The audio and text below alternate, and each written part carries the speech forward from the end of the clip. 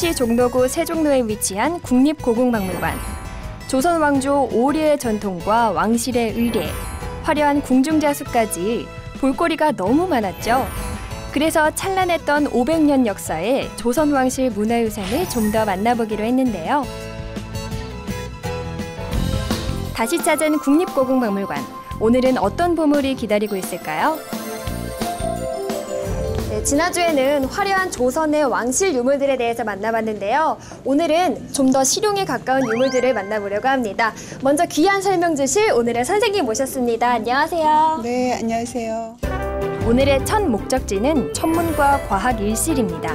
지구의 같은 경우에는 조선시대는 특히 이 과학 기술이 굉장히 발달을 했습니다. 그래서 하늘에 대한 움직임 이런 부분에 대해서 많은 도구들을 만들어냈고요. 이 지구의도 그 중에 하나라고 볼 수 있습니다.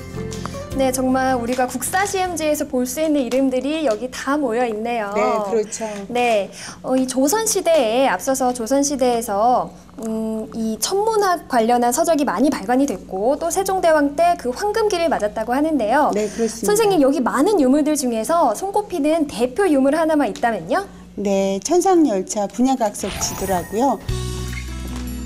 네, 이게 바로 우리나라의 국보 천상열차 분야각석 지도입니다.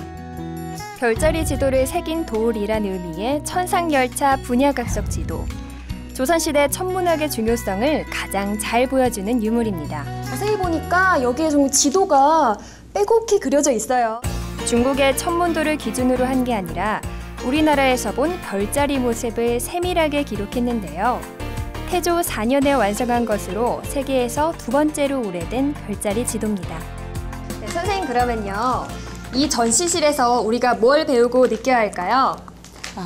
저희 선조들은 저희가 생각했던 것보다는 훨씬 더 정확하고 훨씬 더 굉장히 우수한 자질을 가지고서 천문과학에 대한 기계들을 만들었습니다.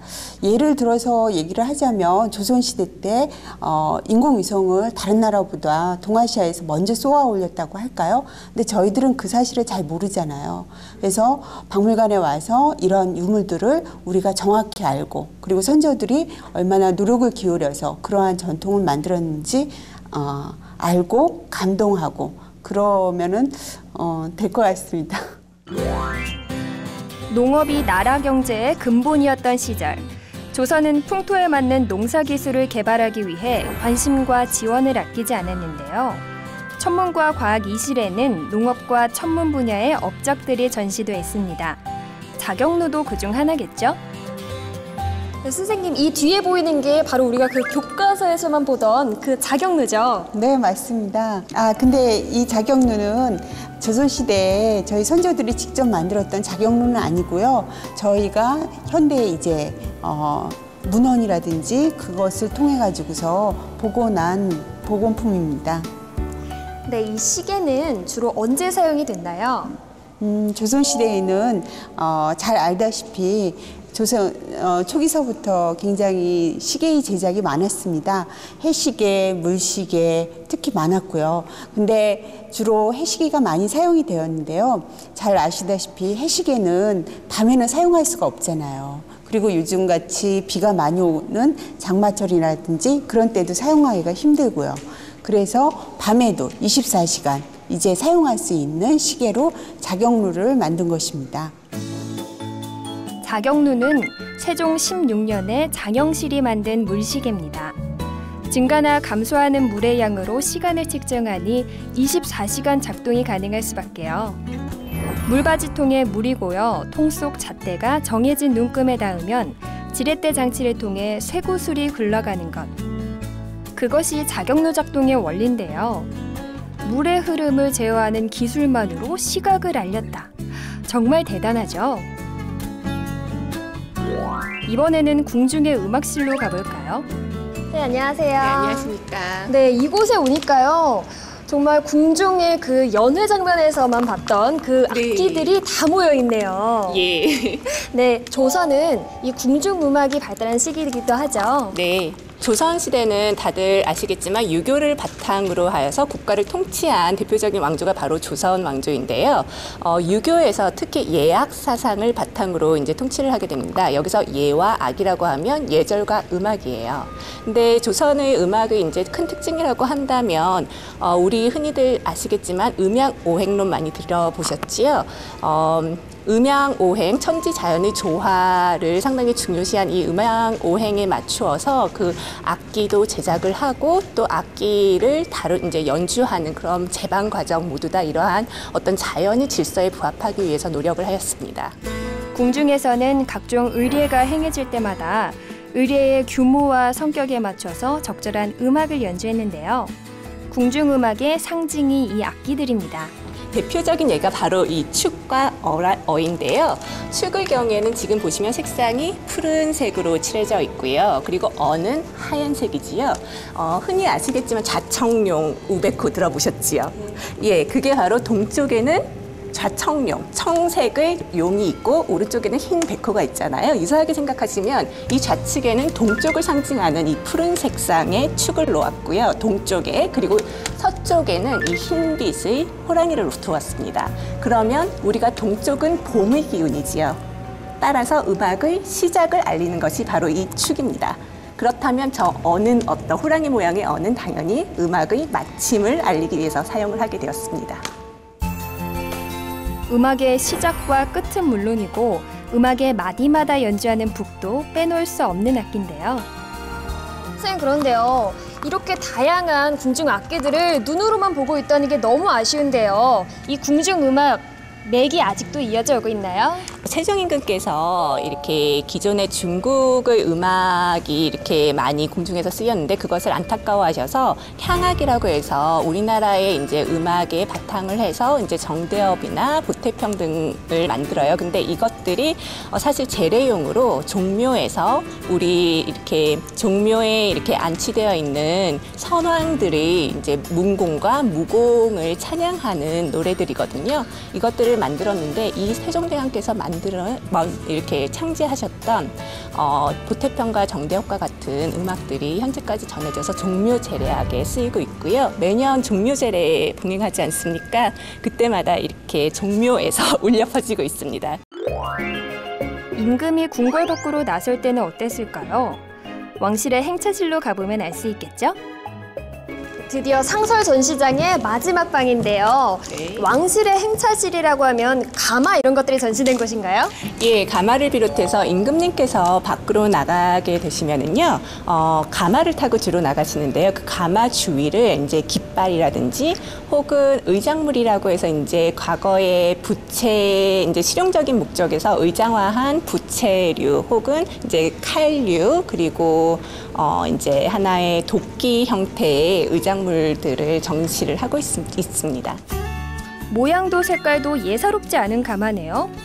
이 가마가 바로 임금님께서 이제 타시던 어연이라고 불리는 것입니다. 임금님께서 타시던 가마의 대표적인 특징은 보시다시피 주칠이라고 해서 붉은색 칠로 다 이렇게 칠해져 있고요.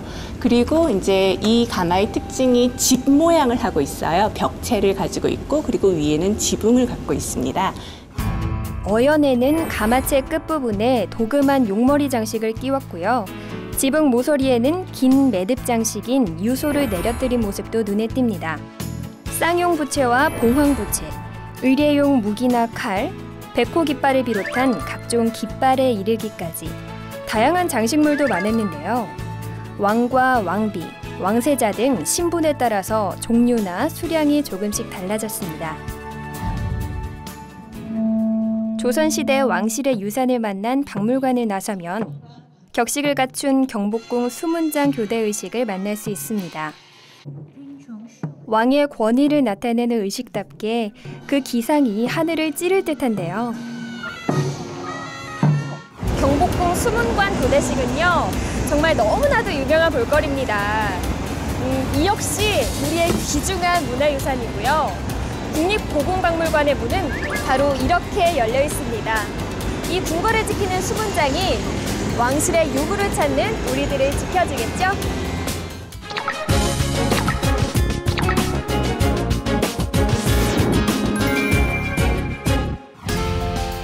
전통과 현대가 공존하는 그곳. 향교의 입구를 알리는 홍살문 그리고 하마비가 반기는 곳. 700여 년 장구한 역사를 지닌 경기도 남부 유교의 본산 수원향교입니다.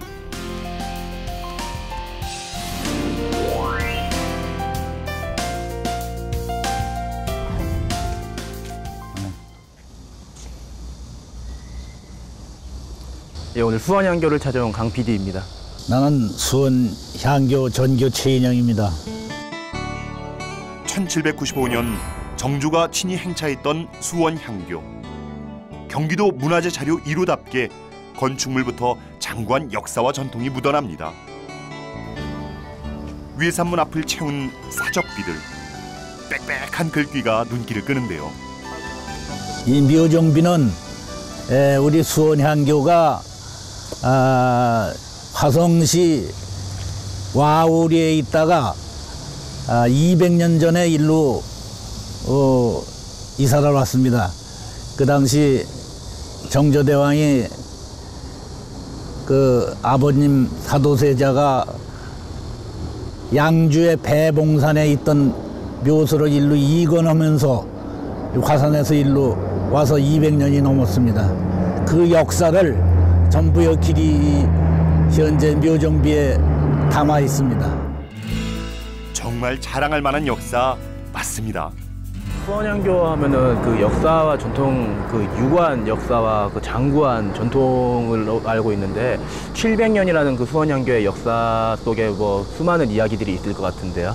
그 700년이 있었지만은 봉단면 화성시 봉단면 와우리에서 500년을 있었고 여기 와서 230년 있었는데 전란 중에 여기가 전부 미군들이 주둔해가지고 군용으로 썼기 때문에 모든 재료가 전부 소실돼서 지금 남은 것이 하나도 없습니다.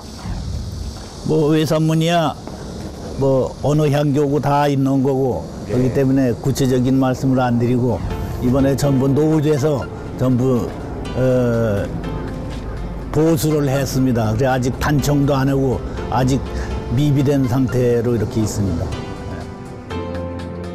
일단 마음을 가다듬어 단정한 발걸음을 옮겨봅니다. 그리고 이제 외산문을 열고 700년 전통을 지닌 향교 안으로 들어갑니다. 여기가 바로 수원향교의 명륜당이네요. 네, 뭐 알다시피 어느 향교든지 명륜당이 있습니다만은 우린 이 전체 건물에 비해서 명륜당이 좀 좁아요. 그래서 여기서 서예를 가리키다가 저 유림회관으로 옮겼습니다. 명륜당으로 향하는 길에 잠깐 향교에선 드물게 공부자상이 서 있는데요. 이곳에 왜 공자상이 있는 건가요? 2003년 12월 12일 날 중국 제남시에서 수원시하고 자매결연을 했기 때문에 제남시 시장으로부터 수원시에 기증해 온 것을 이곳 우리 향교에 모셔놨습니다. 공자님이 현세에 지금 계신다면은 저희 현세를 살아가는 저희들에게 어떠한 가르침을 주실까요?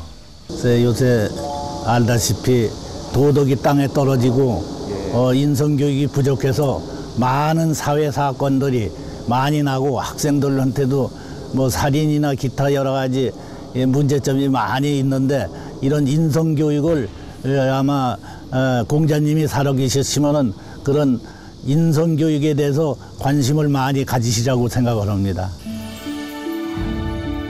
이곳 수원향교 명륜당 옆엔 예전 유생들이 생활하던 동제와 서재가 남아있는데요. 문창살 모양은 물론이고 나무색만 봐도 이야, 잠시 쉬면서 오랜 세월의 흔적을 한번 느껴볼까요? 동제 서재는 아시다시피 이 향교 유생들의 기숙사입니다. 그런데 이 동제에는 문반들의 자손, 저쪽 서재는 무반들의 자손이 주로 기숙하는 걸로 이렇게 알고 있습니다. 향교에서 무예를 가르친 건 아니고 그냥 무간의 자손들이 그냥 서재에 있었다는 건가요? 무술은 저 화성, 여기 저 행궁에서 가르치지. 아, 무예 같은 건 화성 행궁에서. 여기선 순전히 학문만 가리키는 데니까. 6.25 한국전쟁 당시 수원 향교도 큰 피해를 입었습니다. 미군이 주둔하면서 수원 향교의 귀한 사적과 건축물이 파손된 거죠. 처음에 말씀하셨던 6.25 전쟁 때 여기가 미군들이 점령해서 사용을 했다는 말이 생각이 나는데 그 6.25 전쟁 때 미군들이 사용하면서 역사적인 많은 유물들이나 자료들이 다 사라졌잖아요, 많이. 저 대성전에 미군 본부가 있었대요, 옛날에. 되게 안타까워. 그래서 그 각종 여기 서류니 무슨 뭐 서적 같은 게 하나도 없어요. 복원하려는 그런 노력이 혹시 이루어지고 있는 건가요? 현재 수원 향교지를 맹근 것도 여기저기 자료를 뽑아서 맹글어 놓은 것이 730년이 됐다고 하는 얘기가 나오는 거죠. 역사의 산교육장 수원은 정조대왕과 인연이 깊습니다. 수원 향교가 지금의 자리로 옮긴 건 역시 정조대왕이 아버지 사도세자의 능을 화산으로 천장했기 때문인데요. 그러니까 수원이라는 데가 원래는 이게 아주 허허벌판이었었는데 정조대왕이 이 능을 윤근능을 일로 옮기면서 거기가 읍치였어요. 읍치. 그러니까 읍소재지. 읍치에 있던 그 국민들을 일로 전부 이주시켜가지고 계획도시를 맹근 거예요. 그래서 아마 우리나라에서는 이 계획도시를 맹근 건 처음이 아닌가 이렇게 생각을 해요. 자, 이제 공자의 위패를 모신 대성전으로 가봅니다. 이곳 역시 신도가 대성전까지 길게 이어져 있습니다. 여기가 수원향교의 대성전인데요.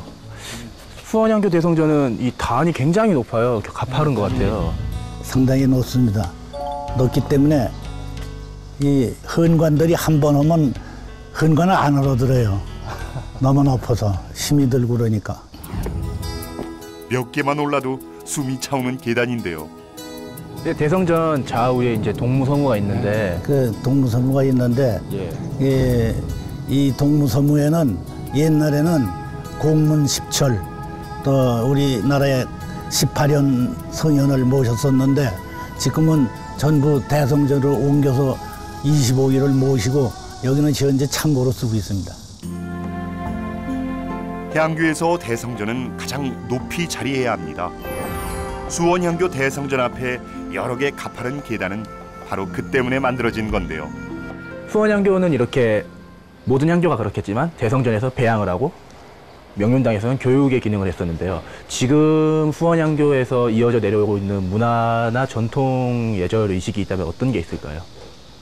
뭐 지금 현재 아까도 말했지만 명륜당에서 서예를 하다가 저위로 옮겼고 지금 명륜대학이라고 하는 것을 24년째 운영하고 있습니다. 그리고 서예반, 한문반, 한시반 또 그리고 겨울 여름 방학에 학생들 인성교육 뭐 이렇게 하고 있습니다. 그럼 배양의 의미? 배양은 뭐 아시다시피 1년에 2번씩 봄, 가을로 석전대제를 지내고 그리고 초하루 보름 분양을 하고 그런 행사를 현재 하고 있습니다. 지금도 계속 이어나가고 있어요. 네. 분양을 할 때는 전부 도포와 유건을 쓰고 한데 모여서 이 전교는 관복을 입고 헌관 아니 또 관복 입고 이렇게 해서 분양을 하고 있습니다.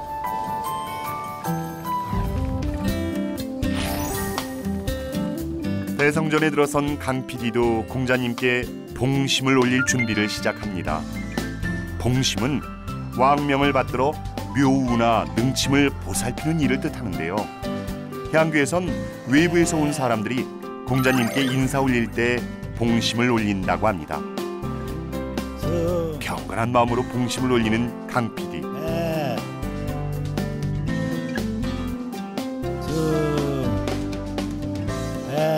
뭐 어느새 오랜 유생처럼 예를 갖추는 일에 익숙해졌는데요.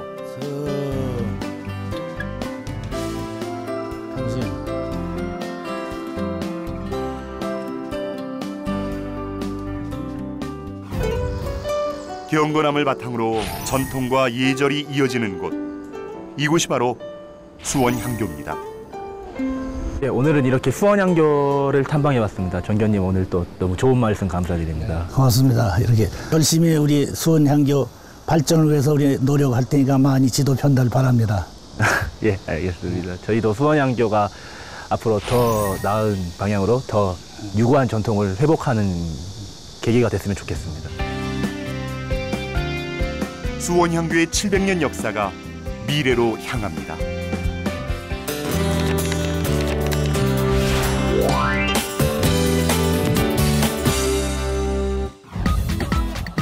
가을볕 청명한 지난 9월 15일 조선시대 어가행렬 제연 행사가 열렸습니다. 덕수궁 앞을 출발해 세종로를 거쳐 사직당까지 이어진 어가행렬. 모처럼의 임금님 행차를 구경하기 위해 많은 시민들이 거리로 나왔는데요. 조선시대 임금의 출궁 행렬을 재현한 이번 행사는 사직대제 봉행을 위해 마련됐습니다. 사직대제를 지내기 시작한 건 삼국시대부터였습니다. 그런데 삼국시대부터 했는데 고려를 거쳐 조선조에 이르렀습니다. 오전 11시부터 시작된 이번 어가행렬은 조선시대 모습을 그대로 재현해냈습니다. 차로 달리면 10분 남짓한 거리지만 1시간이나 볼거리를 선사한 거죠. 도심 속에 울려 퍼지는 취타대의 연주가 오가는 사람들 흥을 돋구는 모습. 화려한 차림의 임금과 왕실 사람들이 도심 한복판에 등장하면서 오가던 시민들도 한결같이 발걸음을 멈춥니다. 이런 멋진 장면을 놓칠 수 있나요? 사직대제의 출발은 중국 춘추 전국시대로 거슬러 올라갑니다. 삼위일체의 사상이 발달되면서 땅의 신인 사와 곡식의 신인 직을 하나로 여기게 됐고요. 이때부터 사직대제는 천자가 문무백관을 거느리고 사직에 제사를 올리는 중요한 국가 행사가 된 거죠. 사직은 토지 신인 사와 곡식의 신인 직을 말합니다. 예로부터 천자나 제후가 나라를 세워 백성을 다스리게 되면은 반드시 오늘처럼 제단을 만들어서 백성을 위해서 임금님께서 친히 제사를 올렸던 것입니다. 가을에 지내는 것은 모든 곡식이 잘 자라서 풍년에 감사드리는 의미에서 임금이 제사를 올렸던 것입니다. 사직대제는 조선왕조에서 역대 왕의 신주를 모신 종묘와 더불어 가장 중요한 제사였는데요. 일제 강압 때문에 1908년에 폐지됐지만 1988년 복원됐고요. 그 후 해마다 열리고 있습니다.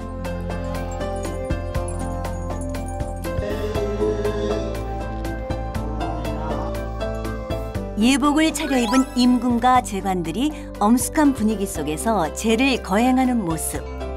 잠깐 타임머신을 타고 조선시대로 되돌아간 듯하죠. 그만큼 수백 년 전 제례의 원형을 그대로 재현해 감탄을 불러일으키는데요.